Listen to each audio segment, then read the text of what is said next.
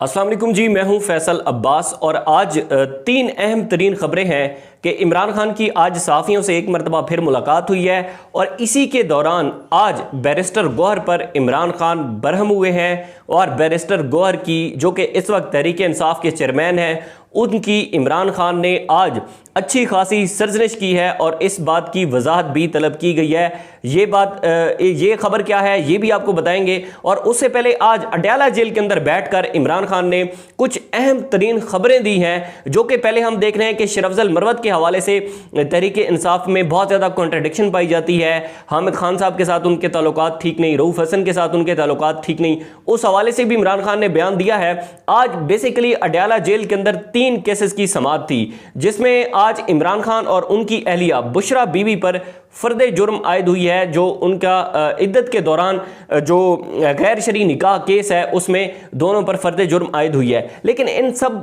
चीज़ों में से इम्पॉर्टेंट चीज़ ये थी कि आज जो इमरान खान की वकला टीम थी उस वकला टीम से इमरान खान ने कहा है कि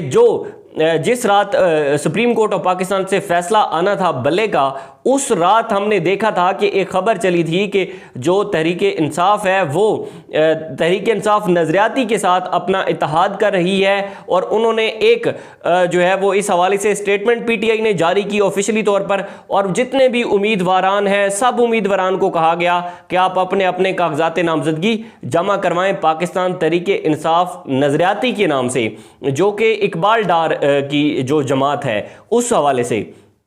लेकिन इमरान खान मुकम्मल तौर पर इस बात से ला इल्म थे। ये बहुत बड़ा इंकशाफ आया है कि इमरान खान को इस बात का पता ही नहीं था कि जो तहरीक इंसाफ नज़रियाती है उसके साथ पीटीआई अपना इत्तेहाद करने जा रही है। बानी पीटीआई जो है उनको इस बात का इल्म ही नहीं था, बल्कि बैरिस्टर गौहर को इसमें इमरान खान ये कहते हैं कि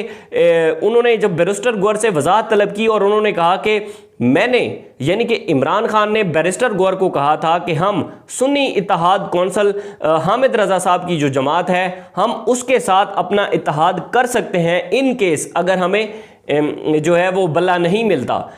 तो उनके साथ इत्तेहाद किया जाए। ये मेरी मशावरत है, ये मेरा मशवरा है। ज़ाहिर है वो पाकिस्तान तहरीक इंसाफ के बानी हैं, एक किस्म का उनका ऑर्डर था। लेकिन बैरिस्टर गौहर की जानिब से और जो उनकी एक मशावरती टीम है पाकिस्तान तहरीक इंसाफ की, जिसमें हामिद खान शामिल है, जिसमें उमर अयूब शामिल है, वो उमर अयूब साहब के हवाले से भी एक बात हुई। तो फिर पीटीआई ने जो है वो तहरीक इंसाफ नज़रियाती के साथ अपना इत्तेहाद किया, लेकिन इमरान खान ने कहा था कि आप जो है वो सुन्नी इत्तेहाद कौंसल हामिद रजा साहब की जो जमात है उसके साथ अपना इत्तेहाद करें। एक तो ये खबर कि बैरिस्टर गौहर पर इस पर वजाहत भी तलब की गई है कि आप आकर मुझे बताएं कि जब मैंने जो है वो सुन्नी इत्तेहाद कौंसल का कहा था तो आपने इकबाल डार की क्यों जाके जमात ज्वाइन की। और फिर उसी इकबाल डार ने जो है वो चांद देर बाद प्रेस कॉन्फ्रेंस कर दी कि मेरा तो पाकिस्तान तहरीक इंसाफ से कोई इत्तेहाद नहीं हुआ। यानी कि बहुत बड़ा डैमेज किया गया है पीटीआई को, बहुत बड़ा नुकसान पहुंचा है इस बात पर। उसके बाद उमर अयूब साहब और हामिद खान साहब इस बात के सारे फैसले कर रहे हैं, उनके हवाले से भी जो है वो बहुत ज़्यादा कॉन्ट्रडिक्शन पाई जाती है सोशल मीडिया के ऊपर। उमर अयूब ने बहुत ज़्यादा सिफारिश की थी कि आप जो है वो पाकिस्तान तहरीक इंसाफ नज़रियाती के साथ जाकर अपना इत्तेहाद करें। उसकी वजह यह है कि उनके पास एक मिलता जुलता निशान यानी कि बल्लेबाज है, तो उसके साथ हमारा इत्तेहाद हो सकता है। ये उमर अयूब जो हैं वो उन्होंने बहुत ज़्यादा इस हवाले से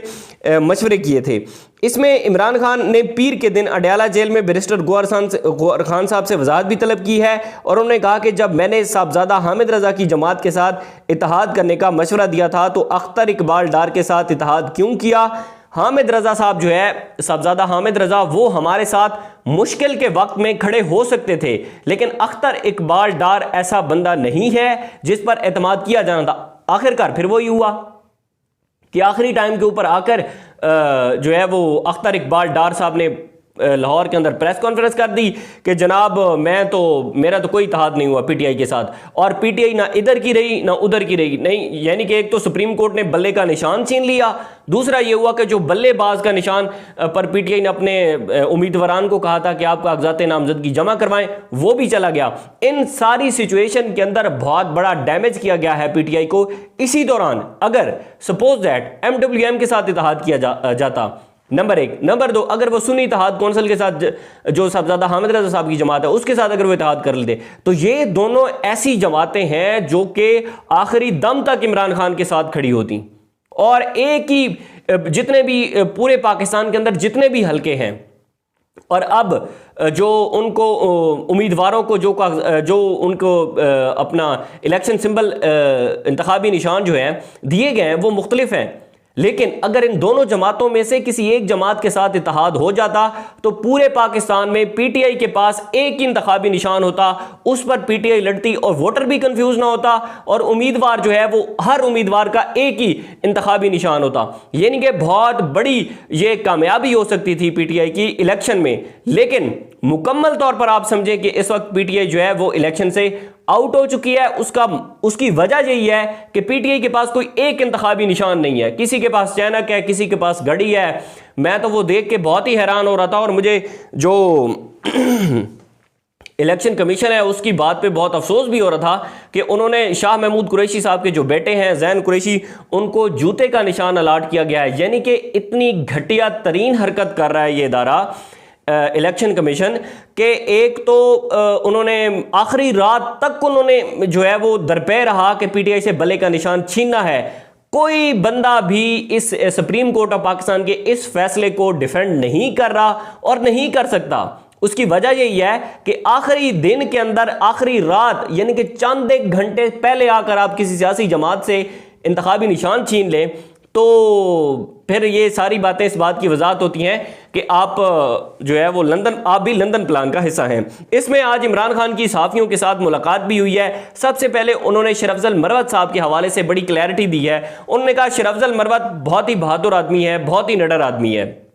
मेरी जमात के अंदर, लेकिन हम शरफजल मरवत को कहते हैं कि आपने क्वेटा जाना है और वो फिर कराची पहुंच जाता है या पेशावर पहुंच जाता है। तो इस तरह से शरफजल मरवत साहब जो बयान देते हैं तो फिर हमें उन बयानात की जो है वो तस्दीक करनी पड़ती है, हमें बताना पड़ता है। तो इस लिए हमने ज़रा जो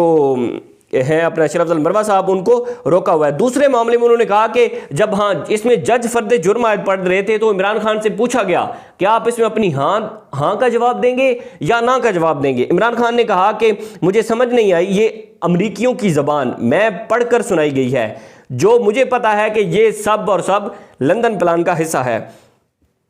उसके बाद इमरान खान ने कहा कि साइफर मामले पर जनरल बाजवा ने कहा अच्छे बच्चों की तरह रहो, तुम्हें 2/3 अक्सरियत दिला दूंगा वरना केसेस में फंसाया जाएगा और इलेक्शन में महज 30 नशिस्तें मिलेंगी। इमरान खान एक मरतबा पहले भी कह चुके हैं कि मुझे जो